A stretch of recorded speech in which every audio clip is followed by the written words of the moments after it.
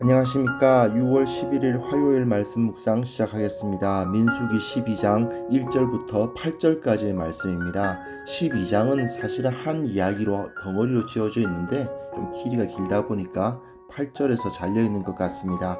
이것을 통해서 우리가 이스라엘이 어떤 권위를 따랐는가를 살펴보고, 그리고 우리 교회로서 어떤 권위를 따라야 할 것인지를 한번 생각해보는 시간을 가져보자 합니다. 자, 민수기가 지금까지 해온 이야기들을 한번 정리해 봤으면 좋겠습니다.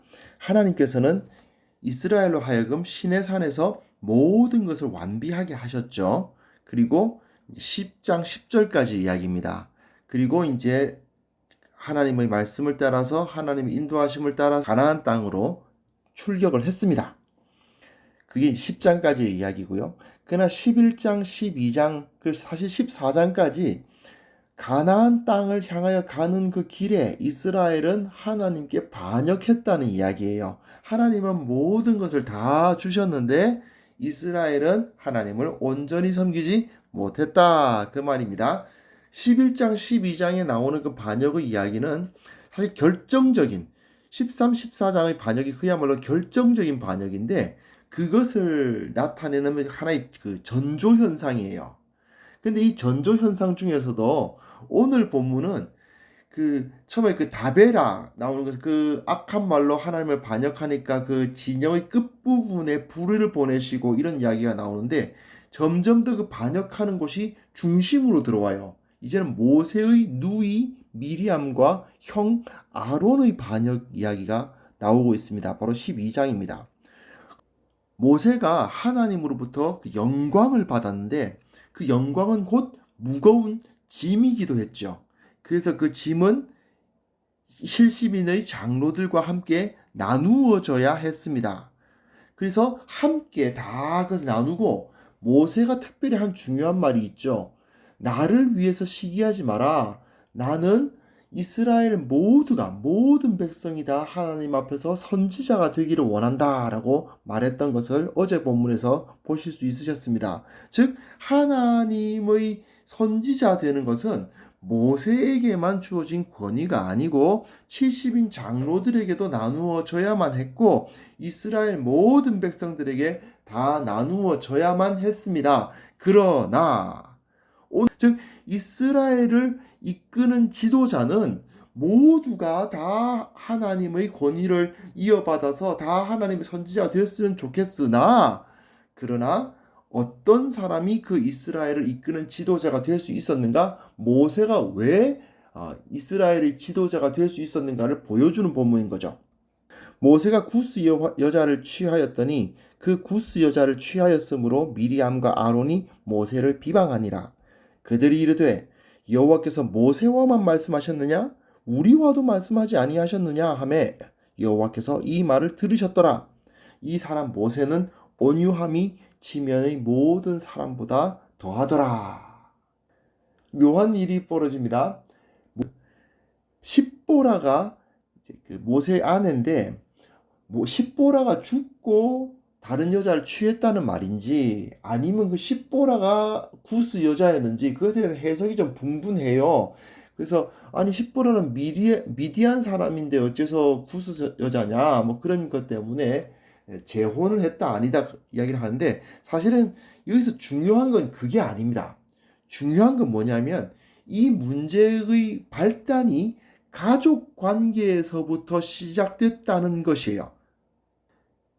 모세의 권위를 미리암과 아론이 비방하기 시작하는데, 그 비방의 발단이 무엇으로부터 시작됐느냐 하면 가족 관계, 이 아내를 취하는 문제에서부터 시작됐다는 거예요. 특히 여기서 1절에 비방했다라는 말이 그 히브리어에서는 성이 있거든요. 여성 단수형을 받는 동사예요. 그렇기 때문에 이것은 미리암과 아론이라고 되어 있긴 하지만 그 주도자는 미리암이었다는 사실을 알 수 있게 합니다. 여기에 출애굽기에는 분명하게 기록되어 있지는 않지만, 모세가 왜 태어난 지 석 달 만에 그 나일강에 떠내려가지 않습니까? 그때 바로의 딸이 그 모세를 건지는데 그때 멀리서 보고 있던 누이가 쫓아가가지고 유모가 필요하지 않냐 이래가지고는 자기 어머니를 데려서 그 유모로 들어앉히는 그 여자아이가 바로 미리암이었다는 그 전승이 상당히 강하게 받아들여지거든요. 실은 상당히 권위가 모세 입장에서 상당히 권위 있는 누나죠. 그러니까 이 가족 관계 내에서의 권위, 분명히 서열을 따지면 미리암이 모세보다 윗니다. 가족 관계 내에서는. 그런데 이것이 다시 이스라엘의 리더십 문제로 더 발전해 가고 있어요. 어떤 방식으로 발전되냐면 여호와께서 모세와만 말씀하셨느냐? 이거죠. 어제 본문에서 하나님께서 70인 장로를 세우셨고 그들에게도 예언하게 하셨던 본문 나오죠. 그리고 모세는 이스라엘 백성 모두가 다 선지자 되었으면 좋겠다는 이야기도 했죠. 그렇다면 미리암과 아론 어떻습니까? 정말 모세 그 측근에서 하나님의 말씀을 듣는 자였던 거죠. 그러니까 여기서 미리암과 아론이 이런 질문을 던지는 것입니다. 이 질문이 또한 비방이죠. 모세가 내 동생인데 미리암이나 아론보다 더 큰 권위를 인정받을 이유가 있느냐? 이 문제가 되는 겁니다. 근데 3절에 이 사람 모세는 온유함이 지면의 모든 사람보다 더하더라 이런 말이 기록되어 있는데 조금 생뚱맞게 끼어 들어가 있는 것 같지만 오해를 피하기 위한 장치입니다. 뭐냐면 지금 모세가 미리암이나 아론들 앞에서 막 그 권위를 부리면서 동생이면서도 이제 막 그 모세가 그냥 미리암이나 아론 앞에 나가가지고 막 내 말 들어 뭐 이런 식으로 막 명령하듯이 그렇게 행동했던 거 아닐까 하는 그런 오해를 하지 못하도록 그런 거 아니었다. 모세는 매우 겸손했고 사실 이 겸손하다는 말 비참하다는 말로도 번역될 수 있는 그런 단어거든요. 그러니까 이런 자기 자신을 언제나 낮추는 사람이었다라는 것을 말하면서 그 다음 본문으로 넘어갑니다. 여호와께서 갑자기 모세와 아론과 미리암에게 이르시되 너희 세 사람은 회막으로 나오라 하시니 그 세 사람이 나아가매 여호와께서 구름 기둥 가운데로부터 강림하사 장막문에 서시고 아론과 미리암을 부르시는지라 그 두 사람이 나아가매 내 분위기가 상당히 엄합니다. 굉장히 좀 두렵게 느껴지는 분위기죠. 이르시되 내 말을 들으라. 너희 중에 선지자가 있으면 나 여호와가 환상으로 나를 그에게 알리기도 하고 꿈으로 그와 말하기도 하거니와 내 종 모세와는 그렇지 아니하니 그는 내 온 집에 충성함이라. 그와는 내가 대면하여 명백히 말하고 은밀한 말로 하지 아니하며 그는 또 여호와의 형상을 보거늘 너희가 어찌하여 내 종 모세 비방하기를 두려워하지 아니하느냐. 예. 갑자기 정말 하나님께 두려운 모습으로 갑자기 하나님께서 부르시고 다 나와 또 너희들 미리암 아론 앞으로 나와 이렇게 굉장히 두려운 모습으로 엄한 모습으로 말씀을 하시죠. 모두가 다 하나님의 말씀을 환상이나 꿈 등으로 선지자들이 듣는 것 사실이다. 또 모세가 말했던 것처럼 모든 이스라엘 백성들이 다 선지자 되었으면 좋겠다는 것도 사실이다. 그것도 내 뜻이다. 그러나 모세는 나와 대면하여 직접 명백히 듣는 사람이다. 어찌 너희가 꿈이나 환상 정도로 말씀을 듣는 너희가 대면하여 직접 명백히 듣는 모세를 비방하기를 두려워하지 아니하느냐. 예, 질문으로 비방했었잖아요. 앞에서 미리암이 모세에게만 말씀하셨냐 이렇게 질문했던 것을 받아치듯이 질문으로 받아치고 계신 거죠. 어찌하여 두려워하지 아니하느냐라고 공격을 하고 계십니다. 자, 여기서 이후의 내용이 좀 더 남아 있습니다만은 오늘은 8절까지니까요. 여기서 잠깐 끊고 한번 생각해 보겠습니다. 이스라엘의 권위는 어디서 옵니까? 예, 하나님의 말씀에서부터 옵니다. 그래서 이 미리암과 아론의 질문이 중요한 거죠. 모세가 하나님하고 모세만 말씀하셨냐? 우리에게도 말씀하셨다. 그러니까 하나님의 말씀이 권위의 근본이다라는 것을 보여줍니다. 그러나 그 중에서도 명백한 하나님의 말씀이 가장 큰 권위를 갖는다. 이것이 바로 교회의 질서라는 거죠. 그 이스라엘의 질서입니다.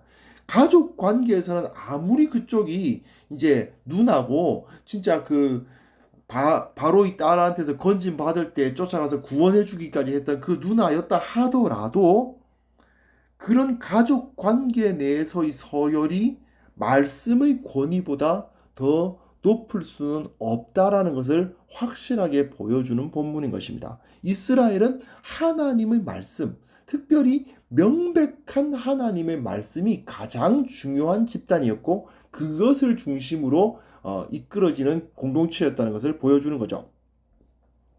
자, 그렇다면 교회의 권위는 무엇입니까? 예, 명백한 하나님의 말씀, 성경이 가장 명백하게 기록되어 있지 않습니까? 그렇기 때문에 성경이 교회가 인정해야 할 확실한 권위입니다. 즉 모세가 율법을 상징하는 사람이기도 하잖아요. 즉 모세의 권위가 이렇게 높아져 있는 이유는 그 율법의 권위가 강조되고 있는 것입니다. 세상에서 이 사람이 높았다고 해서 모세가 이제 어쨌든 바로의 딸의 아들이라는 왕족 취급을 받았었기 때문에 모세가 높아지는 게 아니고 하나님의 말씀을 명백히 들었기 때문에 모세가 권위를 갖는다는 게 굉장히 중요합니다. 사실 모세는 그들이 동생이었지만 그들이 그 모세가 왕족 취급을 받아서가 아니라 말씀을 들었기 때문에 권위를 갖습니다. 즉 이것은 교회 역시 마찬가지인 거죠. 교회의 권위는 무엇 위에 기초되어야 됩니까? 말씀 위에 기초되어야 되고요. 그리고 그래서 어쩔 수 없이 교회는 말씀을 전하고 가르치는 자들이 어느 정도 중요한 권위를 가질 수밖에 없습니다. 이건 신약에서도 나와 있거든요. 잘 다스리는 장로들은 배나 존경할 줄 알되 말씀과 가르침에 수고한 이들에게는 더욱 그러할 것이니라. 바울이 디모데에게 한 말인데, 즉 교회에서 가장 중요한 사람은 결국은 말씀을 가르치고 말씀을 명백한 그 말씀을 풀어주는 사람들이죠. 디모데 후서에서 그러니까 디모데에게 딴 거 하지 말고 너는 말씀을 전파하라 이렇게 말하고 있어요. 이런 것을 봐도 교회가 그 권위를 바로 회복하기 위해서는 말씀의 권위가 바로 서야만 하는 거예요. 교회에서 가장 권위 있고 중요하게 여겨지는 사람들은 목회자들이죠. 왜냐하면 그들이 말씀을 해석하고 말씀을 전하고 가르치기 때문에 그 사람들이 권위를 가지게 되는 것입니다. 근데 이제 최근에 목회자들이 권위가 많이 떨어집니다. 왜냐하면 제가 보기에는 말씀의 권위가 없기 때문입니다. 말씀을 제대로 알지 못하고 잘 못 가르쳐요. 그리고 더 큰 문제가 뭐냐 하면 자기가 가르친 말씀대로 자기가 안 살아요. 그러다 보니 말씀의 진정성이 완전히 땅에 떨어지지 않습니까? 그러니까 교회는 결국 무너지는 것입니다. 너무나도 많이 정말 그 맛을 잃은 소금처럼 길가에 버려져서 밟히는 그런 일들이 일어나는 이유가 뭐겠어요? 결국 그 말씀의 권위를 잃어버렸기 때문입니다. 이것은요, 단순히 그 교회에서만이 아니고 다른 종교에서도 마찬가지라는 거 아십니까? 고려 시대에 불교가 그 국교였죠. 예. 처음에는 그 승려들이 굉장히 인정을 많이 받습니다. 근데 나중에는 중놈이 돼요. 중놈. 스님이 아니고 중놈이 돼요. 왜 그렇게 되겠어요? 네. 그들이 제대로 된 그 불경의 내용을 가르치진 않고 맨날 그 점이나 쳐주고 있고 그거보다 탑돌이나 시키고 있으니까 그런 겁니다. 그들이 행동하는 행위가 그 어떤 그 불교 승려가 아니라 무당화되기 때문이에요. 그러니까 그 수준이 떨어져요. 조선시대 이 유학자들 처음에는 굉장히 인정을 받죠. 근데 그들이 권위가 언제 떨어집니까? 말기에. 예. 그들이 유학을 한다는 사람들이 풍수질이나 보러 다니는 거예요. 그러니까 그 권위가 떨어질 수밖에 없는 겁니다. 말씀의 진리 위에 서 있지 않으면 교회는 무참하게 무너집니다. 정말 교회가 개혁되어야 된다고 하는데 교회는 어떻게 개혁되어야 될까요? 말씀의 권위가 회복되는 것으로서 교회는 개혁되어야 됩니다. 이거는 또 이제 나는 목사 아니니까 괜찮네. 그건 분명히 아니죠. 우리 개개인의 삶 역시 마찬가지 아니겠습니까? 결국 우리가 하나님 앞에 바로 서기 위해서는 다른 게 중요한 게 아니고요. 결국 말씀에 의해서 내 삶의 기준, 내 삶의 원칙은 하나님의 말씀 위에 세워질 때에 우리는 그리스도인으로서 바르게 살아갈 수 있는 겁니다. 이게 바로 회복되어야 할 권위입니다. 뭐 하나님의 말씀은 다들 모두에게 다 주어지지 않느냐라고, 그렇죠? 모든 성도들에게 다 말씀이 다 주어져야 마땅합니다. 그러나 그 말씀을 좀 더 명백하게, 좀 더 확실하게 알고 전할 수 있는 사람들의 권위가 세워지고 그들이 교회의 중심이 되어질 때에 교회는 바로 설 수 있다. 정말 우리가 부르짖어 기도해야 할 기도 제목인 것 같습니다. 또한 거기서 멈추는 것이 아니고 우리 각자가 하나님의 말씀 앞에 서서 말씀의 진리에 의해서 살아가는, 참 진리에 의해서 그 진리가 우리의 기준이 되는 그러한 우리 모두가 되었으면 합니다. 하나님 아버지께서 이 교회의 핵심적 권위가 무엇인지 다시 한번 일깨워 주셔서 감사합니다. 말씀 위에 서서 말씀을 바르게 가르치는 목회자들을 이 한국 교회에 세워 주옵소서. 또한 우리 성도들이 그 말씀의 권위에 의해서 자기의 삶을 바로잡고 주님을 따르는 자들 될 수 있도록 주님 이끌어 주옵소서.